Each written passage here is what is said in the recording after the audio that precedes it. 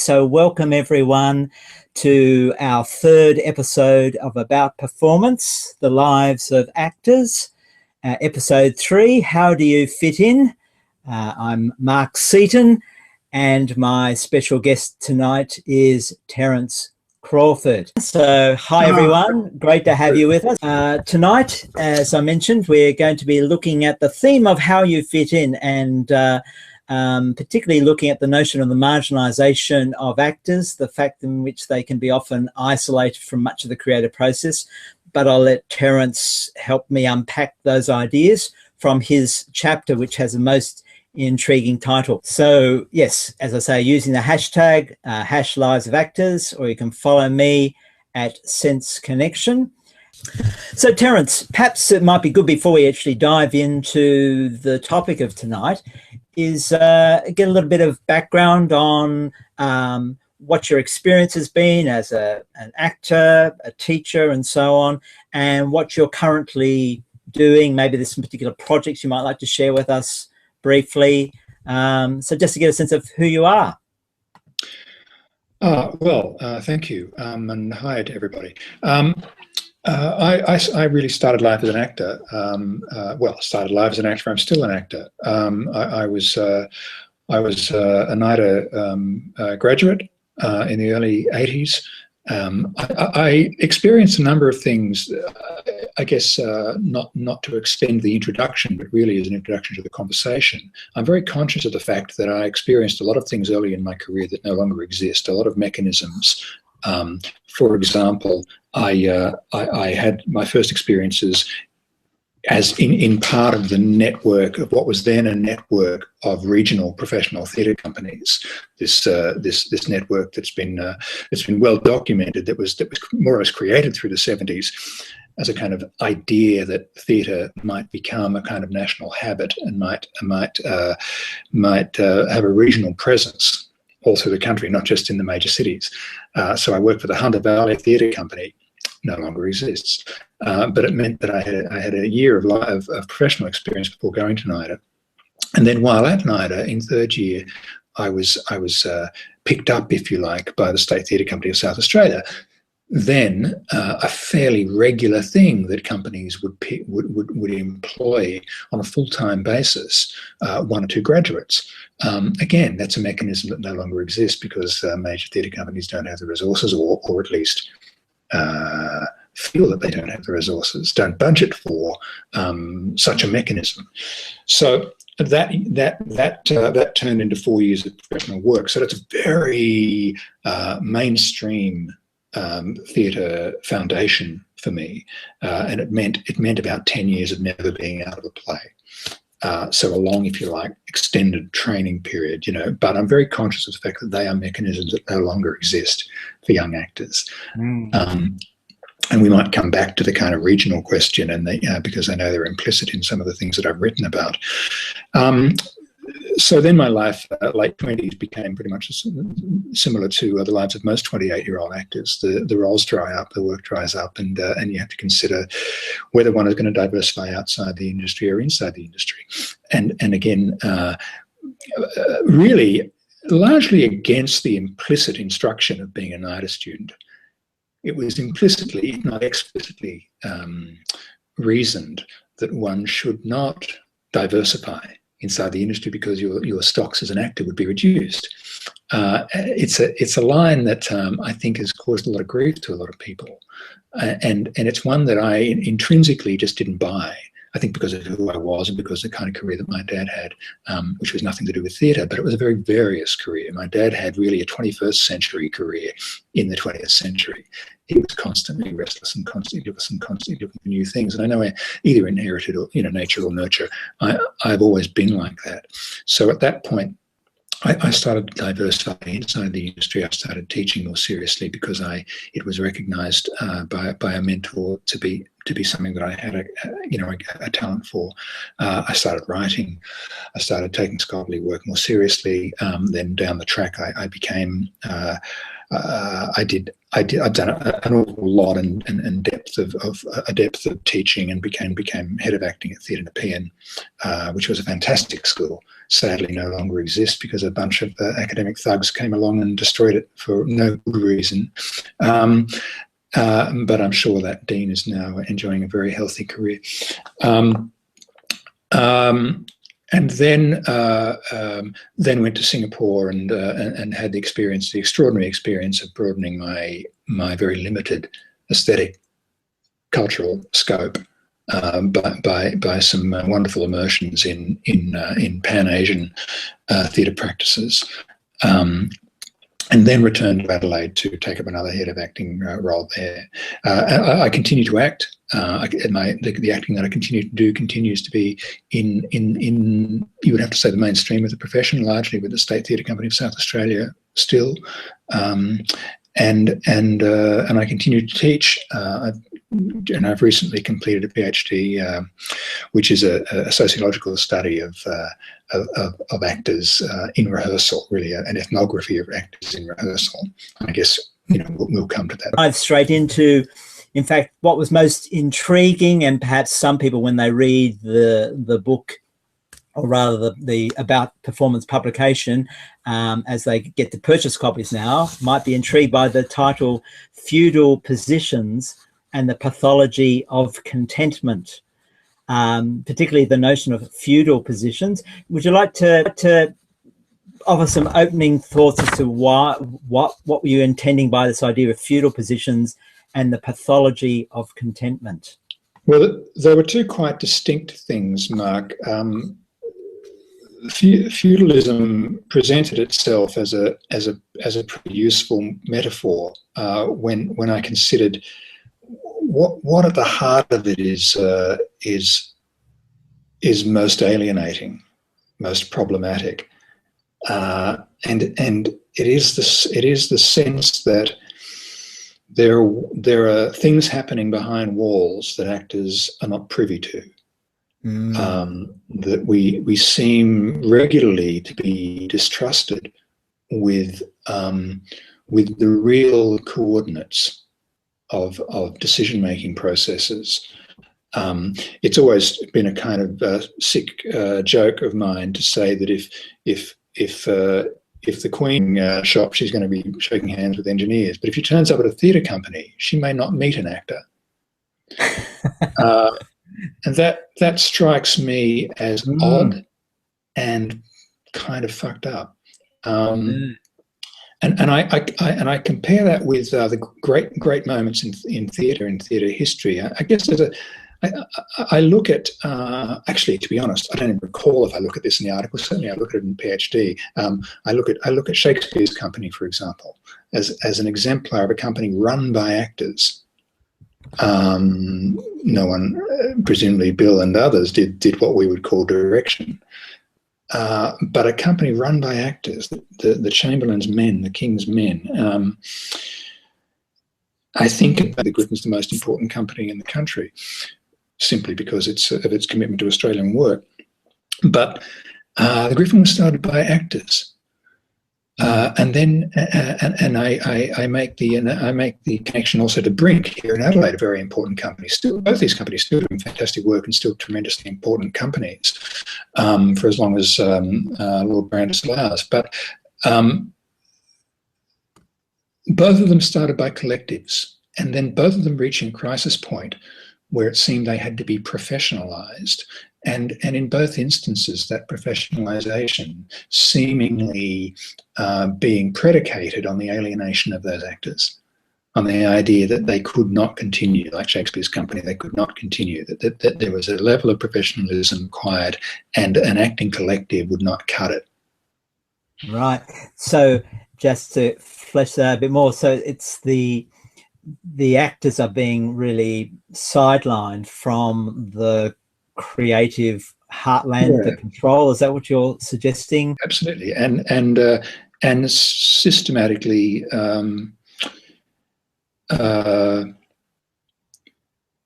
infantilized. Really, I mean, kept from kept from decision-making processes, and stuck on to concepts, stuck on to projects. We often seem the last people considered. Now that just sounds very distasteful to my own ears. Sounds like a whinge. So I guess that brings me to the pathology of contentment.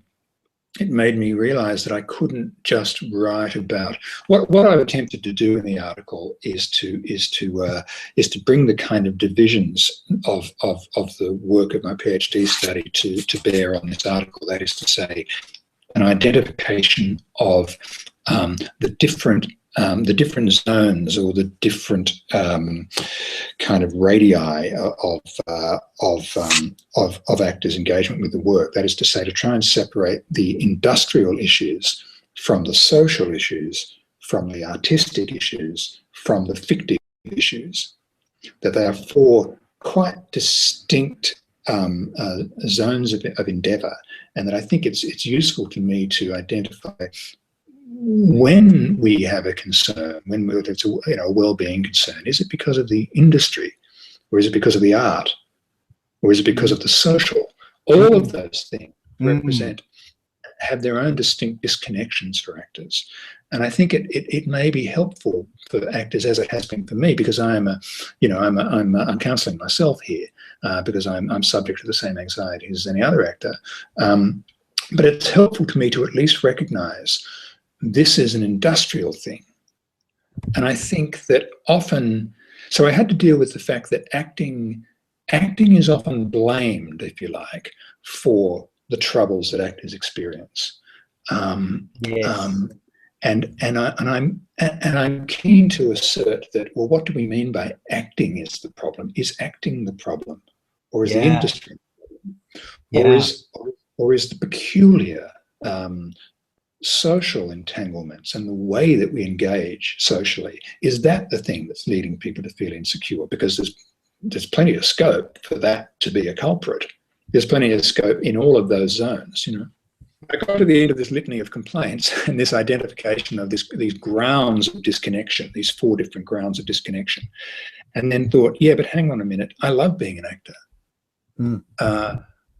How can that be so? How can I identify it as a place of infantilization and have this kind of whole range of concerns about the life, and yet also have a great respect for people who walk away from it, a great respect for people who draw a line under it, and I'm very conscious of that, of many friends and colleagues who have done that, and that's to be greatly celebrated, because one of the illusions of training to be an actor is that somehow it is sect-like and one must never, that it's a terrible failing to leave it behind. But it's not a terrible failing to leave it behind. It's a thing to be greatly celebrated to leave it behind. You found something else to make you happy.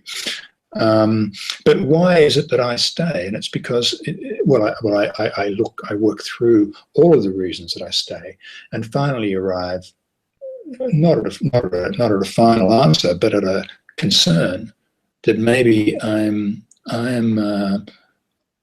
maybe my contentment is a kind of pathological contentment, that I end the article saying I need acting to be good, because I invest so much of myself in it. I've invested so much of my sense of self and my ego in it that if it's not good, then neither am I. There is a need for it to be good. So I felt I needed a kind of self-exposure. And I guess I was influenced heavily by the autoethnography that I'd been immersed in during my PhD research. Great. Yeah. And I guess it'd be interesting, like, there's so much there you've already said, which is so rich. So I'm probably going to pick up some of those themes as we go through more of the chapter step by step. I guess the first thing I'd like to just flesh out a bit more, as you mentioned, the title is Feudal Positions, but then I think what's interesting in that is you then talk about examine the word freelance and its historical context, which also then speaks, I think, to what you're suggesting about this feudal-like relationship between being in the city or in the castle and then being outside and trying to get in and so on. Do you want to say a bit more about feudal, and particularly about because many people will not be appreciative of where the word freelance comes from. And I think it's a very rich thing that you note there. Yeah, well, I just did a sort of simple dig into the word and found, you know, that it is military and it is medieval. That a freelancer is a guy with a lance who'll stick it in anybody that anybody pays him to stick it in. So the freelancer is defined by defined in a way by lack of agency and defined by sluttishness. You know, Wow. and one of the things that when you're training to be an actor, particularly being trained for the mainstream, if you like, but what other stream is there? I mean, there are other streams, but in terms of streams of income, you are really being trained to be extraordinarily sluttish. You know, we were taught that the skills you need to develop are the skills to be able to say yes to everything. Mm-hmm. You know, mm-hmm. if you want to make a living, and one should, there's nothing wrong with that, you need to be able to say yes to every gig. Now, with hindsight, I think that actors are greatly empowered by saying no, and I think we should say no to offers much more regularly. The only regrets I have in my career are the things that I knew I didn't want to do at the point they were offered. You know, Yeah. do I want to be, you know, in my 20s, do I want to be a wallflower at the Sydney Theatre Company? Well, of course I do. It's the Sydney Theatre Company. You know, of course I will stand on stage as a wallflower for 4 fucking hours and be bored shitless in this piece of theatre that I think is crap anyway.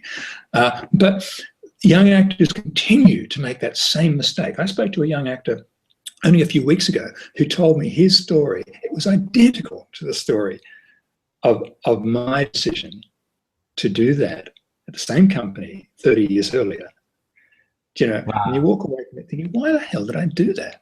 You know, like I think that actors need to go where their sense of artistry is, and not think that every job's a good job.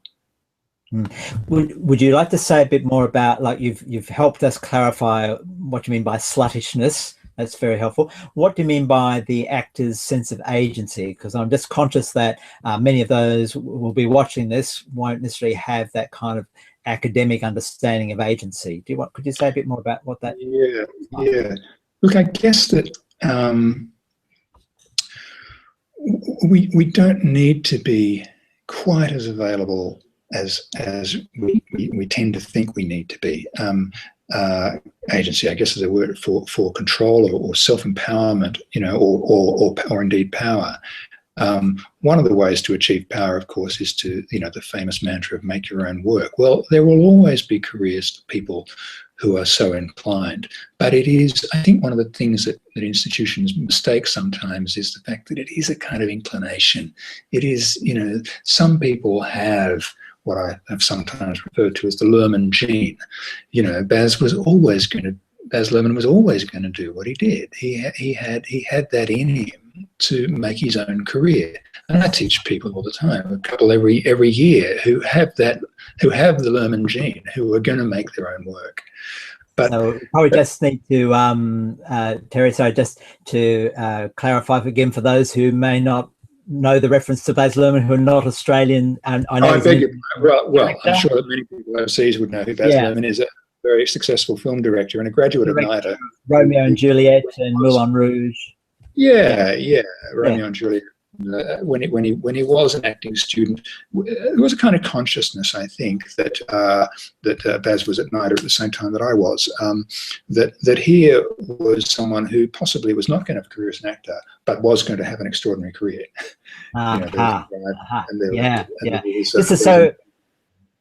This, Terry, is a really good point you make about that, about this question of agency, but also about often it's kind of put upon the actor that, you know, if you don't get an acting gig, well, you can make your own work, but not necessarily every actor has either the skill or the inclination to want to make their own work, and yet still, in fact, the reason they wanted to work for other people's work, but use their body and their voice and their artistry to make that kind of contribution, which is just as valid, but is often not, then you have the question of survival.